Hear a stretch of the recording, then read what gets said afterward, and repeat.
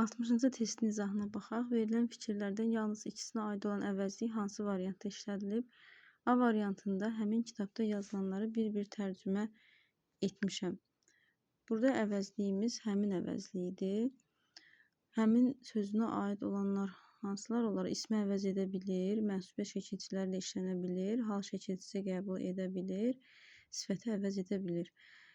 4 fikirdən yalnız axırıncısı, yəni sifəti əvəz edə bilir fikri aid olacaq. Digərləri isə, yəni işarə əvəzliklərinə aid deyildi, bilirik bəzilərinə aid deyil. Bunlardan biri də elə həmin əvəzlikdir. Ona görə A variantını çıxaq. Elə dayanırsan, elə baxırsan, elə bil qarşında quru bir daşam. Burada elə əvəzliyi var. Elə əvəzliyi baxaq görə yenə hansına aid olacaq. Sifəti əvəz edə bilər, hal şəkilçisi qəbul edə bilər, mənsubiyyət şəkilçisi qəbul edə bilər. Elə əvəzliyi, məsələn, eləsinə mənsubiyyət şəkilçisi qəbul etdikdən sonra hal şəkilçisi də qəbul edə bilər. Eləsinə dedikdə i şəkilçisi burada mənsubiyyətdir, ə isə yönlü çalın şəkilçisidir. Ona görə E də bizim variantımız ola bilməz. Çünki bizdən yalnız ikisinə aid olan fikri istəyirdi. Yəni burada artıq 3 dənə fikir aid oldu. C variantında insan həyatında bəzi insanlara ümumiyyətlə yer verməməlidir.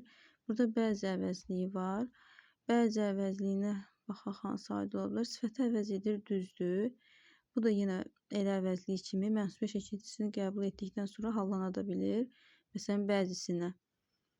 Burada da 3 fikir aid olduğuna görə düzgün variant ola bilməz. D variantında dünən bax o məktublar göndərilməli idi axı. Burada o əvəzliyi var. Həmin ki bu cümlədə işarə əvəzliyi kimi işlənib. İşarə əvəzliyi kimi sifəti əvəz edə bilir. Ancaq mənsubiyyət hal şəkilçisi qəbul etdikdə isə o artıq şəxs əvəzliyi olacaq. Ona görə bu da səhv variantdır. Çünki fikirlərdən 3-ünü hətta 4-ünə aid edə bilmərik. Ancaq biri aid olacaq. Sonra baxaq, yalnız E variantı qaldı. Elə düzgün cavabımız budur. Bəlkə biz xoşbəxt ola bilərdik, bəlkə də xoşbəxtlik, xəbərimiz yox. Burada biz əvəzliyi var. Biz əvəzliyi sifəti əvəz edə bilmir. Çünki şəxs əvəzlikləri sifəti əvəz edə bilmir, bilirik ki. Sonra ismi əvəz edə bilər.